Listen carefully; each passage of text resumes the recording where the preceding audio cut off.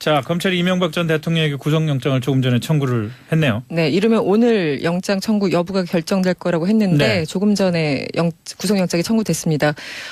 지금 이명박 전 대통령은 110억 원대 뇌물과 350억 원대 다스 비자금 등의 혐의로 조사를 받아왔는데 전두환, 노태우, 박근혜 전 대통령에 이어서 헌정사상 네 번째 구속영장 청구입니다. 네.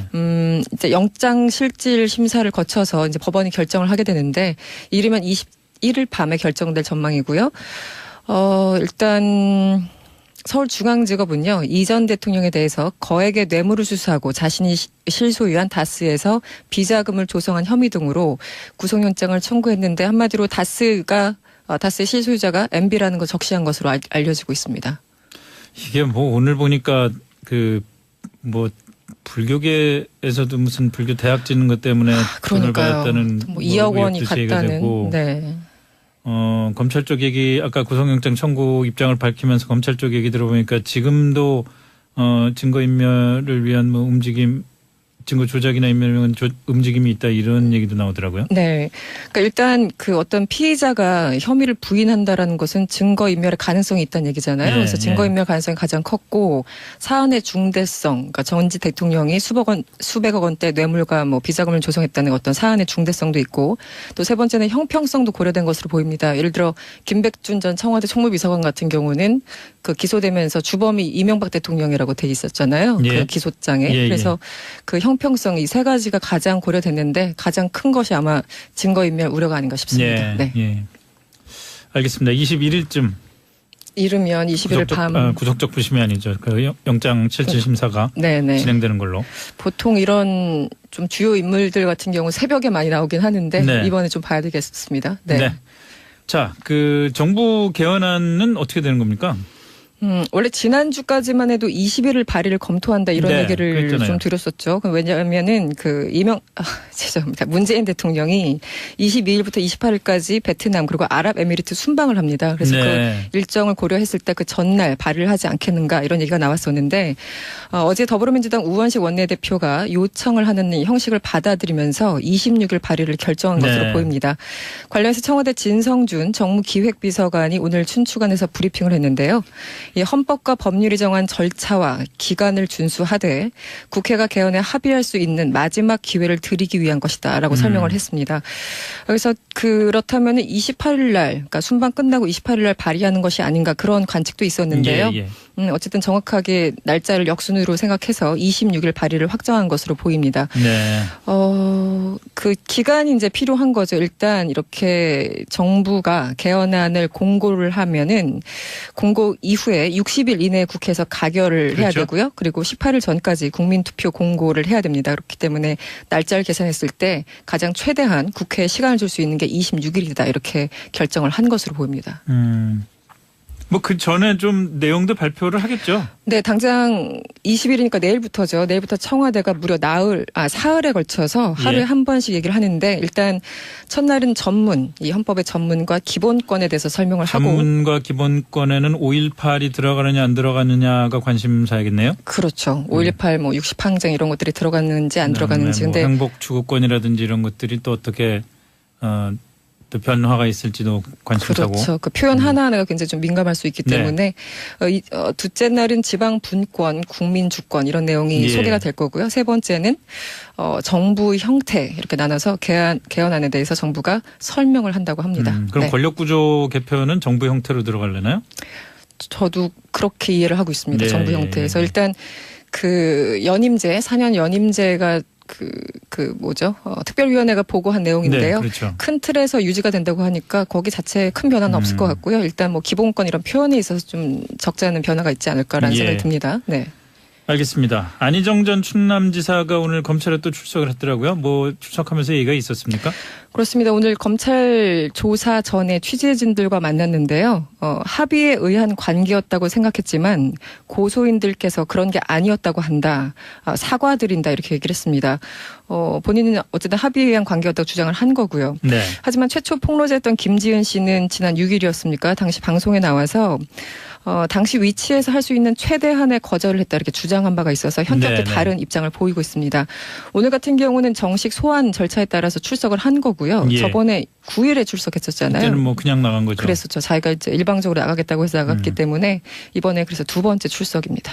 네. 어쨌든 검찰에서 이 말로 밀어봐서는 안전지사는 검찰에서 합의에 의한 관계라는 주장을 계속 할 것 같네요. 그럴 가능성이 높죠. 굉장히 예. 다툼의 여지가 있는 방향으로 몰고 가고 있는 것 같습니다. 네. 이윤택 씨는 어떻게 됐습니까? 경찰 조사가 마무리가 된 것 같은데. 네, 이틀 내내 조사를 받았습니다. 예. 연극 연출가죠. 이윤택 씨 성추행 성폭행 혐의로 무려 17명의 연극인들에게 고소를 당했는데요. 이건 좀 고민이 있는 것 같은데요. 경찰 입장에서 이게 뭐 공소시효라든지 이런 문제가. 네. 그래서 예를 들어 공소시효 문제가 끝난 거는 문제가 되지만 그 지속적 혹은 상습적 이런 내용들이 포함이 된다면 뭐 처벌이 네. 가능하지 않은가 법리적으로 굉장히 좀 고민이 있는 부분인데요. 예. 일단 구속영장 신청 여부를 이번 주 안에 결정할 방침인 것으로 전해지고 있습니다. 예.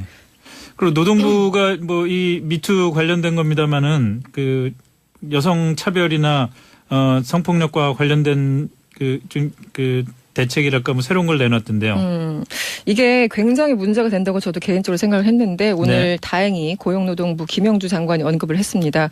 이 채용 면접할 때 성폭력이 있을 경우 어떻게 당신은 대처할 것이냐 이런 질문들이 굉장히 여성 그 지원자들을 압박하는 그런 질문이었거든요. 그 제가 잠시 뒤에 인터뷰에서 그렇지 않아도 내용이 나옵니까? 관련해서 그 인터뷰를 할 예정으로 있습니다만은 아니 이게 채용 면접을 할 때 성폭행을 뭐 당하면은 얘기할 거냐? 그러니까요. 예? 그러니까 범죄인데 이게 질문입니까 뭡니까? 그래서 말이 안 나와요, 말이. 네. 근데 요즘 이제 미투 캠페인의 한창 와중에 일부 기업에서 실제 이런 질문들을 더더욱 하고 있다라는 그런 얘기가 있었거든요. 그래서 굉장히 문제로 생각을 했었는데 이렇게 면접자를 압박하는 질문을 하는 사업장에 대해서는요. 남녀고용평등법 위반으로 사법 처리하라고 지시를 했습니다. 이 질문 자체도 성폭력 아닌가? 그냥 그렇죠. 고용평등법 네. 위반 문제가 아니라? 이거는 이걸 어떤 법에 저촉되는지 저는 법률적으로 모르겠습니다만 이거 자체가 성폭력이 당연히 있을 것이다라는 어떤 잠재적인 질문이기 때문에 그러니까요. 굉장히 불쾌하다는 생각이 들고요. 그리고 이런 질문 자체가 직무 연관성과는 무관한 데다가 네. 상당한 부담감을 주기 때문에 관계법에 저촉된다는 행위라는 게 고용부의 설명입니다. 그리고 저번에 앵커님이 말씀하신 펜스룰 있잖아요. 예. 펜스룰 이제 여성을 아예 배제하고 뭐 펜스 여정하고는 보통령이 회식도 안 하고 뭐 사무실에 같이 앉지도 않고 그렇죠. 뭐 차를 타지도 않고 뭐 이랬다는 예, 일반 그 이른바 펜스를 이것을 명분으로 해서 업무에서 여성을 제외하는 등의 그 행위도 성차별적 행위로 간주해서 엄정 조치하라고 주문을 했습니다. 네. 그래서 이 행위에 관련해서 신고나 제보가 들어온 사업장에 대해서는요. 즉각 행정지도 또는 근로 감독을 실시할 계획입니다. 이거에 대해서 좀 그 얘기들이 나오는데 네. 도대체 예를 들어서 특정 업무에서 여성을 제외할 경우에 이게 성차별적인 이유 때문에 제외를 하는 거냐 또는 펜스룰 때문에 제외를 하는 거냐 아니면은 그 그렇죠. 업무에 적절하지 않은 그 직무 능력을 갖고 있기 때문에 제외하는 거냐에 굉장히 예민하기 때문에 이거 어떻게 구분이 되겠냐 이렇게 항변하는 분들도 꽤 있더라고요. 그러니까 매우 추상적이니까 그것을 예. 악용할 소지가 분명히 있고요. 또 매우 추상적이니까 증명할 여지가 굉장히 줄어드는 것도 사실이죠. 그건 사실인데 뭐 네. 그럼에도 불구하고 전 이런 생각이 좀 드는 게 그 예민하고 또 그 좀 정밀해져야 되는 어려움이 있는 건 사실이지만 그만큼 이제까지 우리가 그만큼 둔감하고 정밀하지 못했다는 거를 거꾸로 입증하는 거기도 하다는 생각이 들어요. 그렇죠. 사실은 이런 압박 질문 같은 경우는 과거에도 늘 있었는데 이제 네. 와서 이제 다시 한번 인식이 되는 거니까 정부도 참 뒤늦게 따라가는 그런 측면이 다시 한번 확인되는 게 아닌가 싶기도 합니다. 시사평론계에서는 여성이 배제되거나 이런 경우는 별로 없나요? 추상적이기 때문에 알 수 없습니다. 적어도 증명해낼 수가 없습니다. 김성준의 시사전망대에서는 배제가 안 되고 있으니까 네. 잘 됐습니다. 감사드립니다. 여기까지 하죠. 예. 자, 지금까지 이승환 시사평론가였습니다. 고맙습니다. 더라도 일정한 합의를 통해서 변화를 만들어내는 것이 되게 중요하다고 보고요. 그런 면에서 야당에게도 부탁드리고 또 우리 여당도 분발하겠다는 말씀 드리겠습니다. 그래서 어쨌든 요 기간도 좀 늦춰놓으려고 청와대 요청을 했던 거거든요. 또 하나는 뭐냐면 이 연속 개헌이라고 좀 생각할 수도 있을 것 같아요. 지금은 예를 들면 우리 모두가 원하는 게 100인데 한 10밖에 못 해요. 그러나 다음에 또 진전된 합의를 또 이뤄내서 다음에 국민들께 허락을 또 얻어서 국민투표를 통해서 한 7, 80까지 갈 수 있을 것 같다는 생각이거든요. 예. 제가 나이가 젊어서 그런지 몰라도 좀 길게 보려고 생각을 하는데 이게 아웅다웅 하다가 국회의원 영원히 하는 게 아니에요. 그러니까 아웅다웅 하다가 하나도 못 해버리면 그건 국민들에게도 혼날 것 같고요. 역사로도 죄를 지을 것 같습니다. 두 분 이제 말씀을 시간이 너무 짧은데 한 1분 정도씩 두 분이 말씀 한 번씩 더 해주시면 좋을 것 같은데 개헌 관련해서 자, 검찰이 이명박 전 대통령에게 구속영장을 조금 전에 청구를 했네요. 네, 이르면 오늘 영장 청구 여부가 결정될 거라고 했는데 네. 조금 전에 구속영장이 청구됐습니다. 지금 이명박 전 대통령은 110억 원대 뇌물과 350억 원대 다스 비자금 등의 혐의로 조사를 받아왔는데 전두환 노태우 박근혜 전 대통령에 이어서 헌정사상 네 번째 구속영장 청구입니다. 네. 이제 영장 실질 심사를 거쳐서 이제 법원이 결정을 하게 되는데 이르면 21일 밤에 결정될 전망이고요. 일단 서울중앙지검은요. 이 전 대통령에 대해서 거액의 뇌물을 수수하고 자신이 실소유한 다스에서 비자금을 조성한 혐의 등으로 구속영장을 청구했는데 한마디로 다스의 실소유자가 MB라는 걸 적시한 것으로 알려지고 있습니다. 이게 뭐 오늘 보니까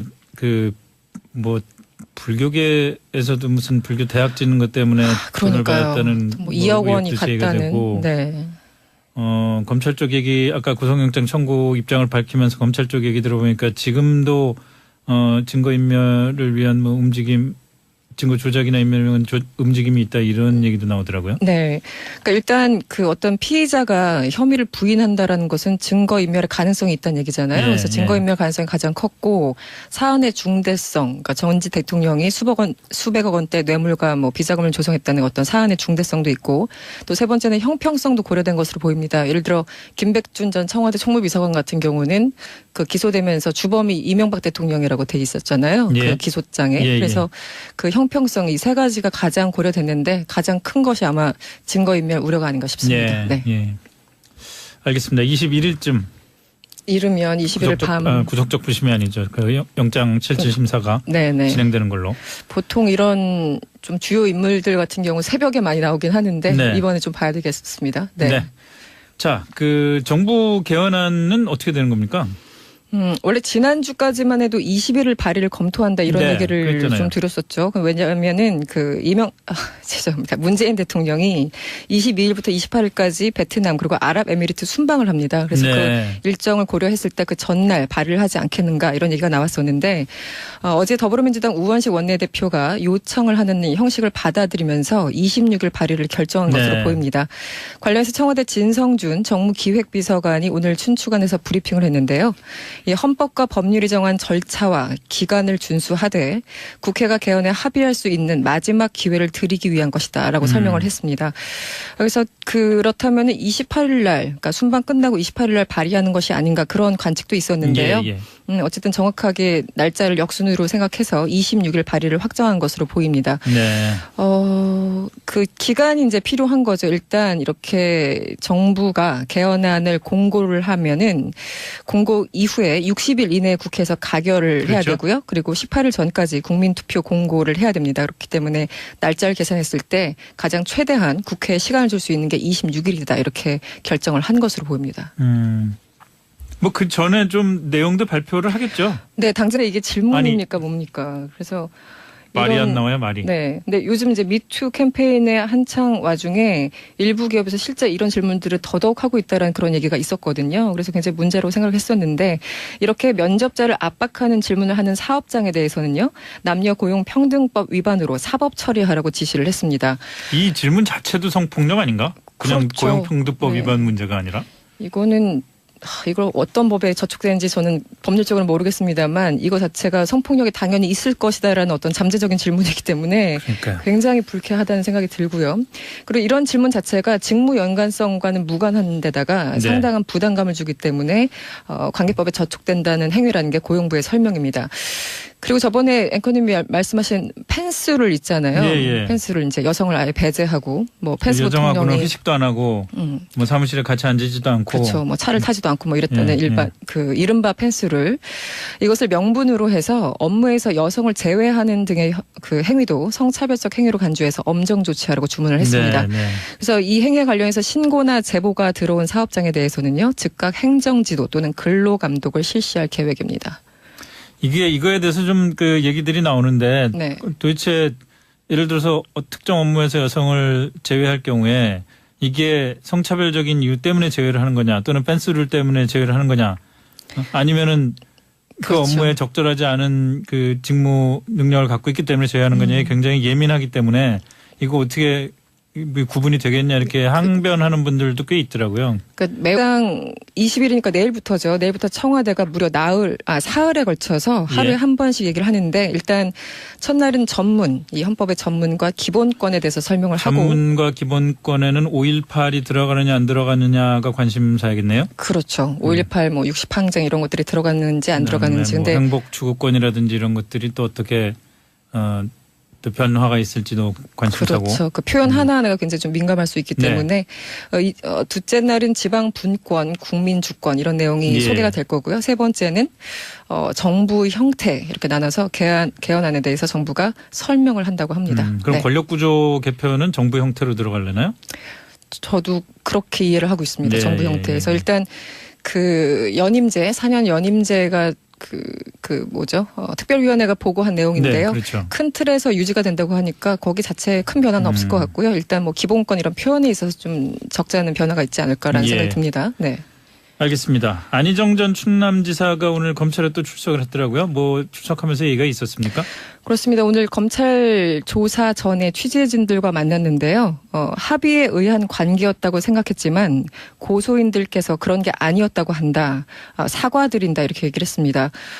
본인은 어쨌든 합의에 의한 관계였다고 주장을 한 거고요. 네. 하지만 최초 폭로자였던 김지은 씨는 지난 6일이었습니까? 당시 방송에 나와서 당시 위치에서 할 수 있는 최대한의 거절을 했다 이렇게 주장한 바가 있어서 현저하게 네, 네. 다른 입장을 보이고 있습니다. 오늘 같은 경우는 정식 소환 절차에 따라서 출석을 한 거고요. 예. 저번에 9일에 출석했었잖아요. 그때는 뭐 그냥 나간 거죠. 그랬었죠. 자기가 이제 일방적으로 나가겠다고 해서 나갔기 때문에 이번에 그래서 두 번째 출석입니다. 네. 어쨌든 검찰에서 이 말로 미뤄봐서는 안 전 지사는 검찰에서 합의에 의한 관계라는 주장을 계속 할 것 같네요. 그럴 가능성이 높죠. 굉장히 예. 다툼의 여지가 있는 방향으로 몰고 가고 있는 것 같습니다. 네. 이윤택 씨는 어떻게 됐습니까? 경찰 조사가 마무리가 된 것 같은데. 네, 이틀 내내 조사를 받았습니다. 예. 연극 연출가죠. 이윤택 씨 성추행 성폭행 혐의로 무려 17명의 연극인들에게 고소를 당했는데요. 이건 좀 고민이 있는 것 같은데요. 경찰 입장에서 이게 뭐 공소시효라든지 이런 문제가. 네. 그래서 예를 들어 공소시효 문제가 끝난 거는 문제가 되지만 그 지속적 혹은 상습적 이런 내용들이 포함이 된다면 뭐 처벌이 네. 가능하지 않은가 법리적으로 굉장히 좀 고민이 있는 부분인데요. 예. 일단 구속영장 신청 여부를 이번 주 안에 결정할 방침인 것으로 전해지고 있습니다. 예. 그리고 노동부가 뭐 이 미투 관련된 겁니다만은 그 여성 차별이나 성폭력과 관련된 그 대책이랄까 뭐 새로운 걸 내놨던데요. 이게 굉장히 문제가 된다고 저도 개인적으로 생각을 했는데 오늘 네. 다행히 고용노동부 김영주 장관이 언급을 했습니다. 이 채용 면접할 때 성폭력이 있을 경우 어떻게 당신은 대처할 것이냐 이런 질문들이 굉장히 여성 그 지원자들을 압박하는 그런 질문이었거든요. 그 제가 잠시 뒤에 인터뷰에서 그렇지 않아도 내용이 나옵니까? 관련해서 그 인터뷰를 할 예정으로 있습니다만은 아니 이게 채용 면접을 할 때 성폭행을 뭐 당하면은 얘기할 거냐? 그러니까요. 예? 그러니까 이게 범죄